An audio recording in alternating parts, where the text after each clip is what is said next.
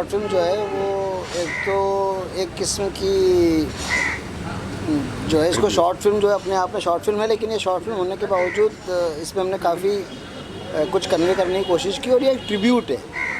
ये जो है साहिर साहब का, मैं बचपन से जब से मुझे जो है वो सिनेमा को समझने लगा और बचपन में जब हमने फिल्में देखी और गाने सुने और सब चीज़ें जो है वो ज़िंदगी में जब आई सिनेमा को लेके, तो सबसे ज़्यादा जिस चीज़ों ने मुझे प्रभावित किया वो संगीत था।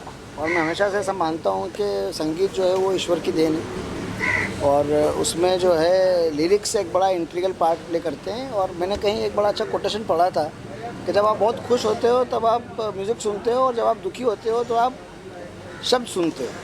तो वो जो शब्द हैं जिससे आदमी रिलेट करता है, और मेरा ऐसा मानना है कि हिंदुस्तान में साहिर साहब से बड़ा फिल्मी शायर कोई नहीं हुआ, तो उनको मैं अपनी तरफ से एक ट्रिब्यूट देना चाहता था। और उनकी और अमृता प्रीतम जी की एक लव स्टोरी जो कि बड़ी अपने आप में एक बड़ी यूनिक सी है, उसको मैंने देखा, पढ़ा, कई चीज़ें उसकी जब रिसर्च की तो मुझे ऐसा लगा कि इस पर कुछ करना चाहिए।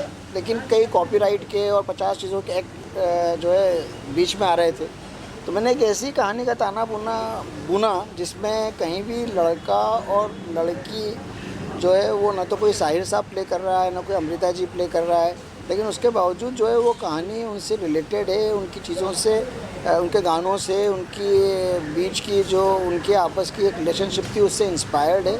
लेकिन हमने कोशिश की है कि उसको इस तरीके से कहा जाए कि वो बिल्कुल अलग है, यूनिक है और कुछ ऐसा है जो शायद पर्दे पे पहली बार आए।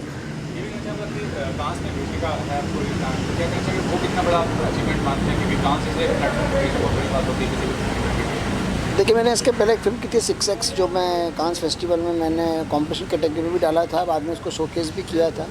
और जब मैं वहाँ गया उसके पहले मैंने सारी की सारी फिल्में प्योर कमर्शियल सिनेमा बनाया था, लेकिन वो कांस फेस्टिवल का मेरा एक एक्सपीरियंस, और उसके बाद मैंने कई बार जो है वो 4 बार और कांस में गया, प्लस मैंने अमेरिकन फिल्म मार्केट, AFM और बर्लिन फिल्म फेस्टिवल और वेनिस फिल्म फेस्टिवल और ये सब जब अटेंड किए तो सिनेमा को लेके मेरी काफ़ी जो है वो नॉलेज भी थोड़ी बड़ी, इजाफा हुआ, कई चीज़ें नई मेरे जहन में आई और मुझे समझ में आया कि जितना सिनेमा हम जो है वो मनमोहन देसाई साहब और प्रकाश मेहरा जी या अनीस भाई और रोहित जी और इन सब का जो सिनेमा देख देख के हम बड़े हुए, या जितना कमर्शियल सिनेमा मैंने देखा भी, बनाया भी, जिया भी, लेकिन जब ये करना शुरू किया और ये देखा तो मुझे लगा कुछ और भी है जो मुझे अभी तक पता ही नहीं था।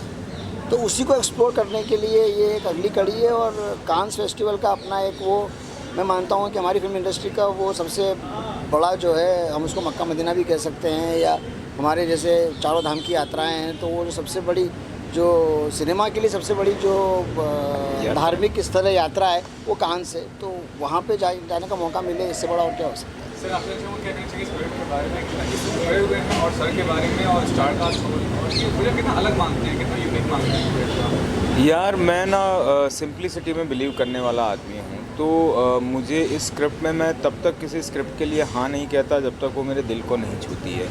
तो ये स्क्रिप्ट जब मुझे सर ने ऑफ़र की तो इसकी सिंपलिस्टिक जो नेचर है फिल्म का, जिसमें बहुत बड़ी घटना हो रही है, बहुत, लेकिन वो ऐसी नहीं है कि बहुत ड्रामेटिक और बहुत बड़ा उसके आगे पीछे तामझाम है। It's very simple. तो वो मेरे दिल को वो बात छू गई और 3 लोगों के बीच की कहानी है, और तो उसी वजह से मैं ये फ़िल्म से जुड़ गया। और जिस तरह से शूट हो रही है वो भी बहुत सिंपलिस्टिकली शूट हो रही है, बहुत सहज तरीका है सर का काम करने का।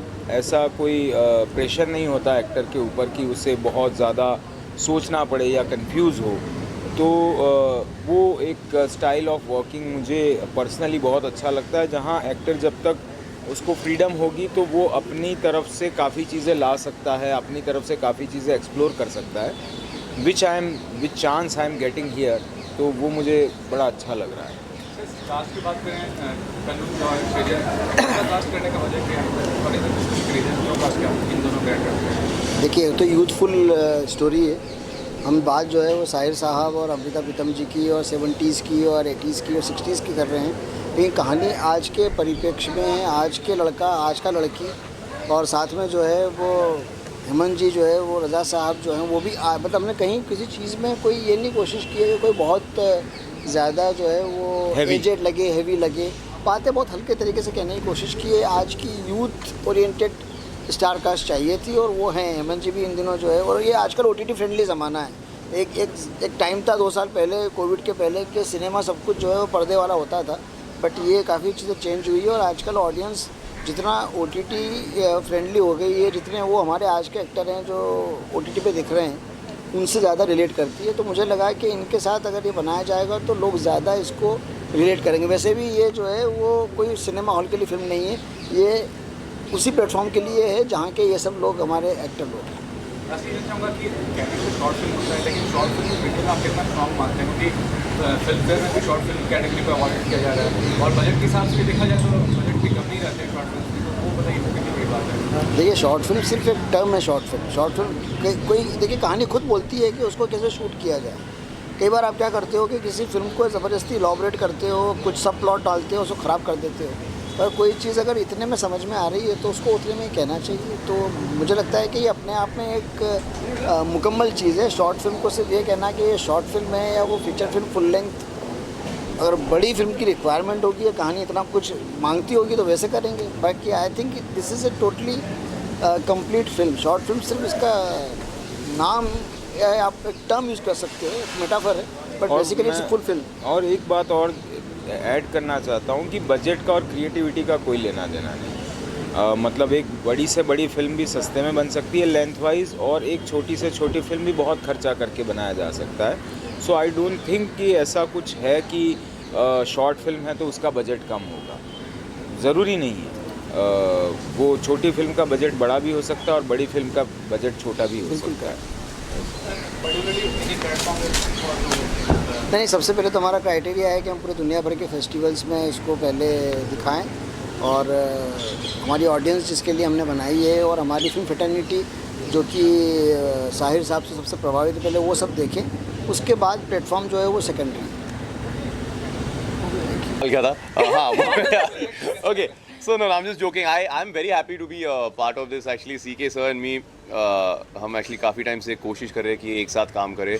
एक दो और प्रोजेक्ट्स भी है, he has me in mind, और हमारा संबंध बहुत पुराना है because obviously जैसे कि आप सब जानते हो, he has worked with my mother. So for me, it's almost like my life has come a full circle. तो जब इन्होंने मुझे इस प्रोजेक्ट के लिए अप्रोच किया तो मैं बहुत ही एक्साइटेड था, खुश था, and I love doing short films यार, बिकॉज पहले तो ये शॉर्ट टर्म कमिटमेंट है, इट्स लाइक आओ काम करो आगे बढ़ो, इट्स ग्रेट। एंड सेकेंडली मेरे ख्याल से short film is one of the purest form of film making, you know, because जब आप एक वेब सीरीज़ में काम करते हो या फिल्म में काम करते हो, you are thinking of TRPs, box office numbers. जब आप एक शॉर्ट फिल्म में काम कर रहे हो, it's very pure, you are just thinking about the art and not really about the commerce.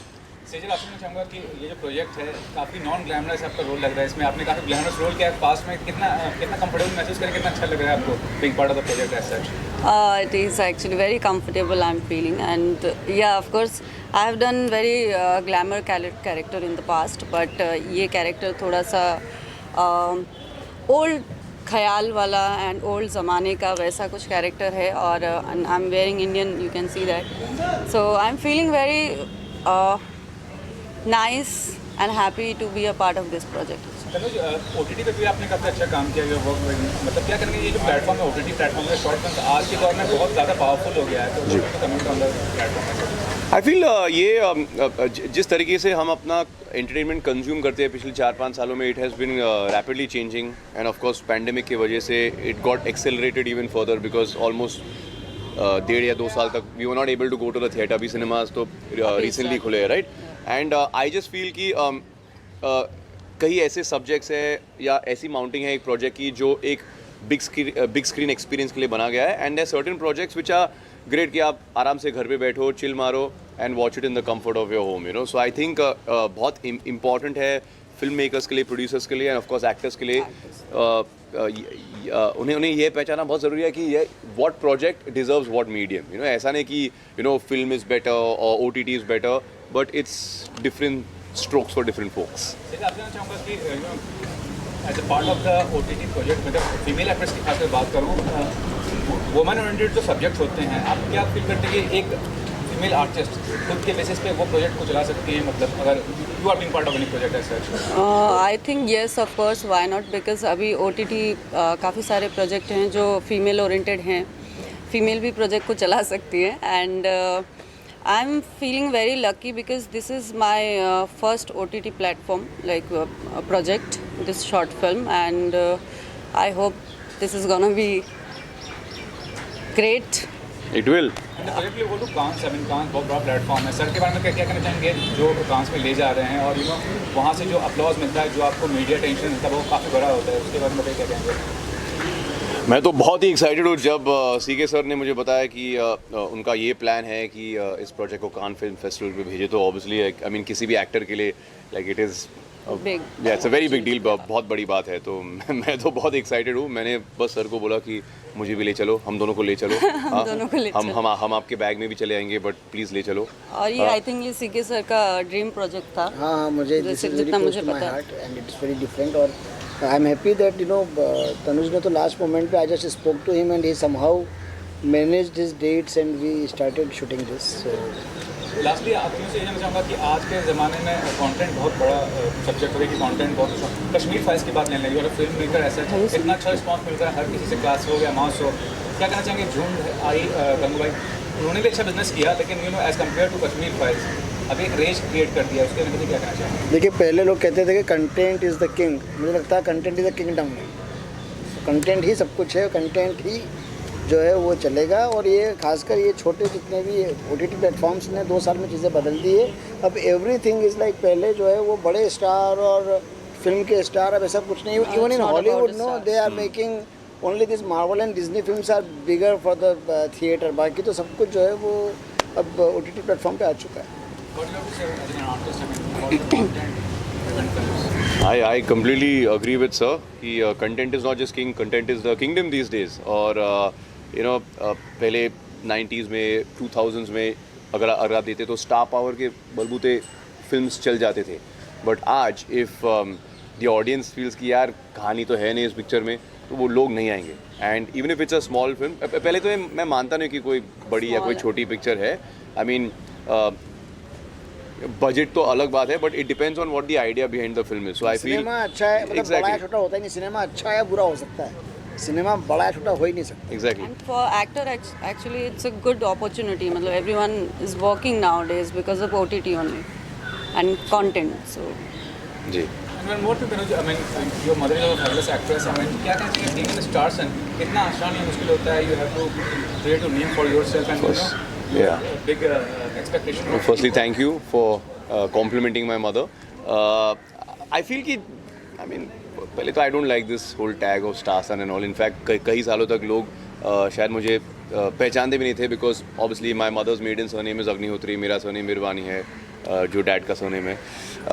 But I just feel it is a bit of a double-edged sword कि like of course आपको शायद और easily access मिल जाता है industry में, because people respect my mother, so they will not hesitate to meet me. But उसके बाद अगर कोई प्रोड्यूसर आप पर बेट करना चाहता है, कि पैसा लगाना चाहता है, तो he is not going to look at आप किसके बेटे हो, किसकी बेटी हो। At the end of the day if he feels कि आप में वो बात है, वो एक एक्स फैक्टर है, तो वो आपको साइन करेगा। नहीं तो you just have to work at getting better.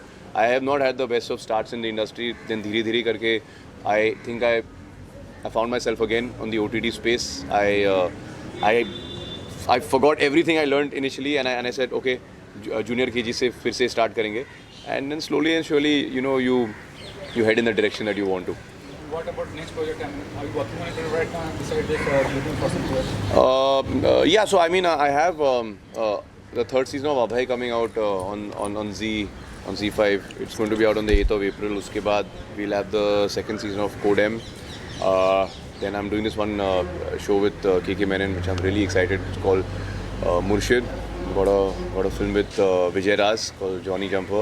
I'm currently working on a Dharma film, and yeah, we got a couple of other things. So yeah, let's see how it goes. What about you? Are you working on it besides? yeah, I'm working for Z5, and again, his web series called Fashion Street, and maybe many more. Yeah.